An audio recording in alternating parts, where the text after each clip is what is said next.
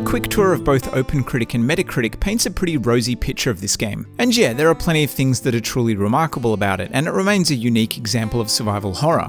But not everything about Metro 2033, and specifically the remake, Metro 2033 Redux, feels finely tuned and polished when firing it up today. In fact, there are some parts of it that are downright ugly.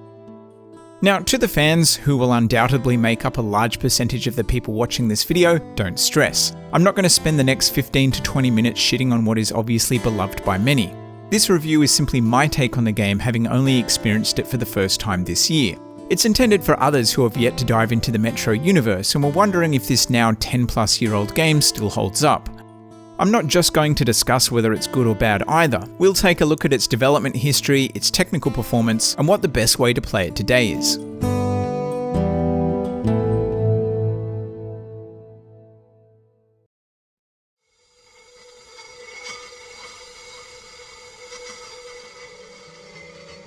Metro 2033 started development in 2005 and would be the first game created by the newly formed 4A Games.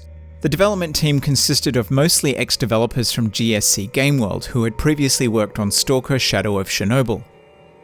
Metro 2033 is based on a novel by the same name by Dmitry Glukhovsky, which was heavily influenced by classic American sci-fi and also the first Fallout game.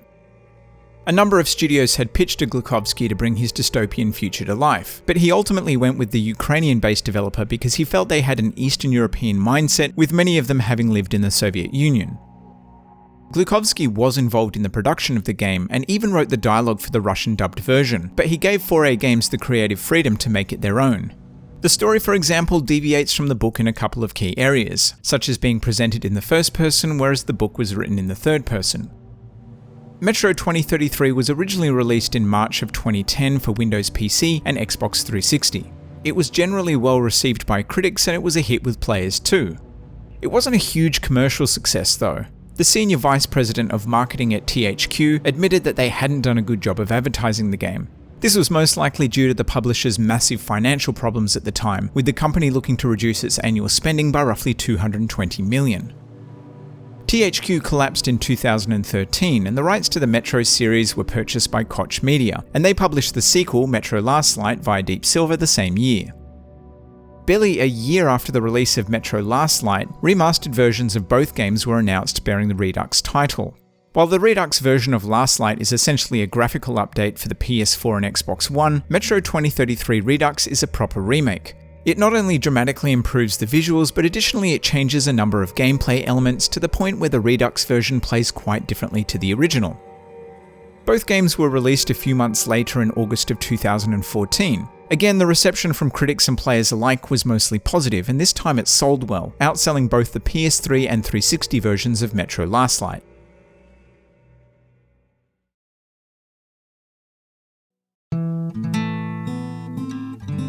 I'd argue that the best thing about Metro 2033 isn't its gunplay, the eclectic mixture of gameplay styles, or even its story. The best thing about it by far is the depiction of the Metro 2033 universe.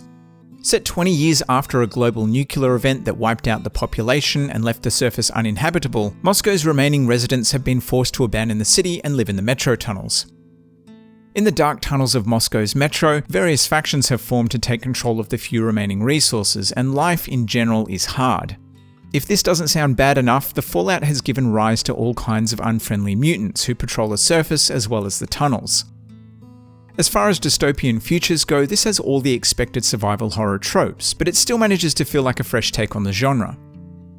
You play as Artyom, a young man who joins the cause to fight back against these creatures, and along his journey you'll meet eccentric characters, discover interesting locations, and make contact with strange dark figures known only as the Dark Ones. If I'm being completely honest, I didn't think that Artyom's story was all that interesting. Artyom is a semi-silent protagonist, and you're given very little reason to care about him or invest in his cause.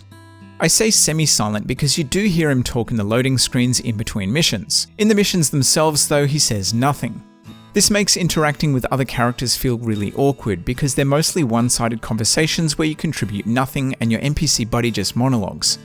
There's even a bit where the game openly acknowledges this awkwardness in a bid for some irony. All this does is highlight what a poor choice it was to present the game from the first person and have Artyom remain silent. The story isn't helped by the inclusion of some pretty cheesy voice acting. Save think he's dead. He's dead, isn't he? How? You'll take me? I don't know you, but if I don't, I guess I'll get eaten by the monsters. It definitely creates a strange contrast between the foreboding presentation and these over-the-top caricatures. Maybe it was felt this approach would appeal to Western audiences because apparently the Russian dub is more serious and realistic. You can play the Russian dub with subtitles too, so if you want a more authentic experience, this is the way to go. Despite the many issues I have with how the story is delivered, the world of Metro 2033 is fascinating, and its many locations are dripping with atmosphere. And although I didn't love every part of the campaign, I totally get why it has a cult following and why many of you watching this right now are leaving me angry comments.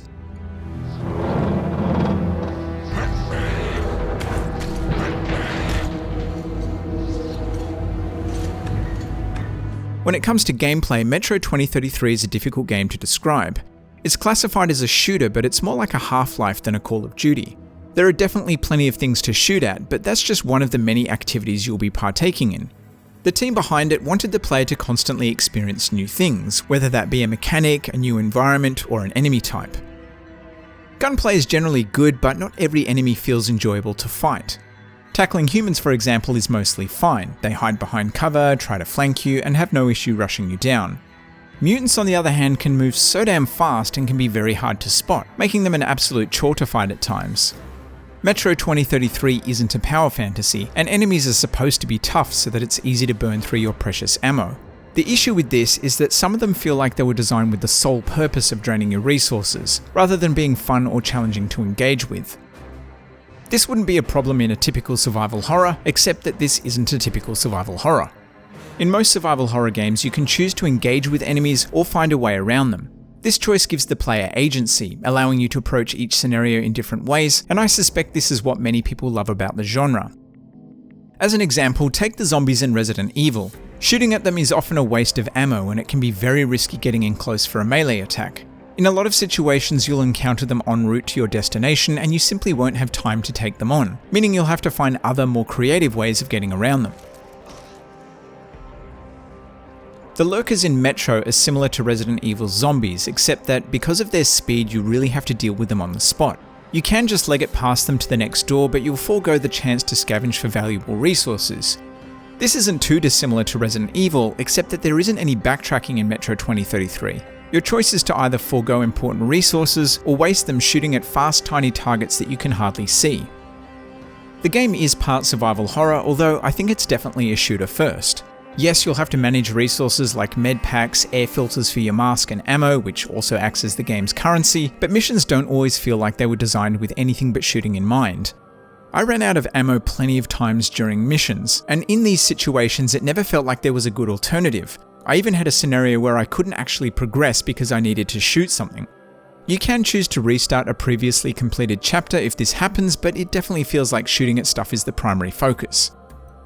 Now there is the option to stealth through many of the areas patrolled with human enemies, and although this mechanic feels a little shoehorned in, because it literally was, it's nice to have the option. It's just a shame that you don't have the same freedom when fighting mutants. Of course, shooting at stuff is just one of the things you'll be doing. There are hub areas to explore, weapon customization, as well as some light puzzles and platforming sections scattered throughout many of the missions. None of these are all that challenging, but they do break up the pace and deliver on the promise of constantly giving you something new to do. The main issue I have with the always experiencing something new design philosophy is that many of these experiences and their mechanics don't cross over into other areas of the game. They're presented as these separate siloed gameplay experiences. Like there's this one section where you can destroy the path behind you, which will kill any enemies caught inside and prevent others from getting through. It's a cool idea, it's just never repeated again, and there are plenty of examples of this throughout the game, where you'll be like, oh that was neat, and then never see it again. Something that does reoccur is these trippy dreamlike sequences. It's never clear what you're supposed to do here, and some of them include simple puzzles to solve. I think they could have taken these sections even further and ramped up the difficulty and the length of the puzzles, but I like how they tie into the story and how they add an extra layer of mystery. The game has a hidden moral system too. You score points for doing things like listening to people, sharing your resources, and finding secret areas. If you score high enough, the game rewards you with a good ending. I didn't get it on my first playthrough, but I am tempted to try again for it. If I were to play through it again though, I think playing it on hardcore is the way to go. I played through on the survival setting and normal difficulty, and the game isn't particularly challenging like this. Aside from running low on ammo, you don't really have to go out of your way to find resources. Having fewer resources, I think, would make it less of a shooter and more of a survival horror, and according to the description of the survival setting, this is how the game is intended to be played.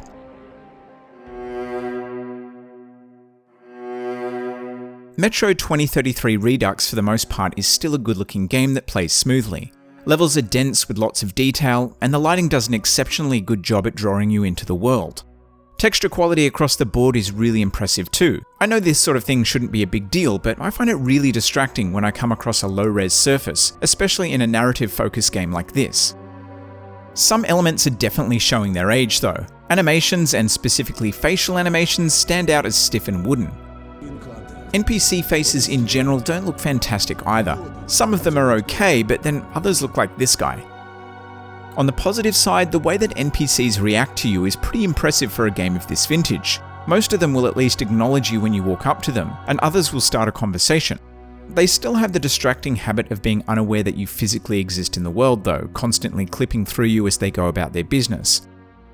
Overall, despite some rough edges, the NPCs do a good job at giving the many hub areas personality.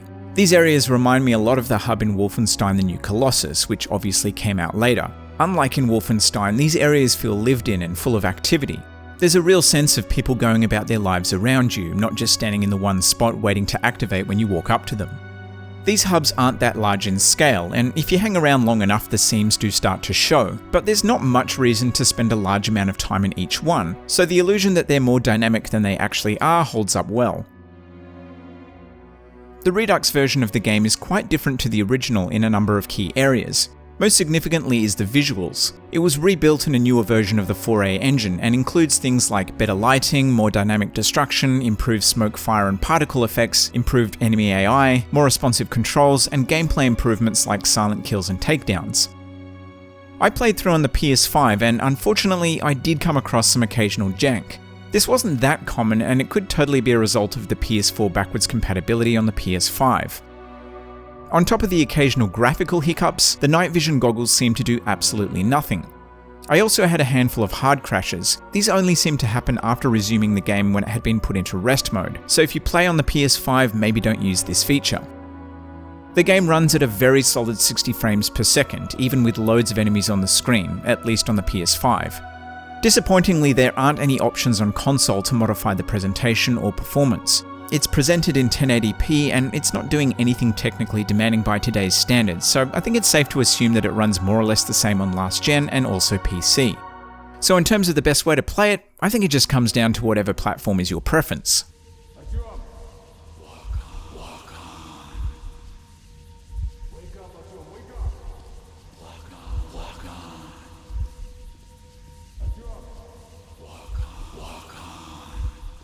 Artyom! Artyom! Artyom! It's difficult to describe Metro 2033 and equally as difficult to define who to recommend it to. There's too much downtime for shooter fans to enjoy it, and too much shooting for survival horror purists. There are also a lot of problems with how it plays and how it serves up the story. Beyond these issues, however, there's a pretty unique game here, and if you like stories set in dystopian futures and games that don't follow typical gameplay conventions, then this is most certainly worth a look in. If the reason you're looking at playing it is that you want to play the more recent games in the series, which is why I decided to give it a go, I don't think your time will be wasted. Even if you don't end up loving it like I didn't, it's still an entertaining adventure for the 9 to 10 hours it takes to finish. If you enjoyed this video, please consider dropping me a like, and if you didn't, of course you can give me a dislike. To keep up to date with all my content, hit the subscribe button and the notification bell. If you want to support what I do, check out the Patreon, but otherwise, thanks for your time.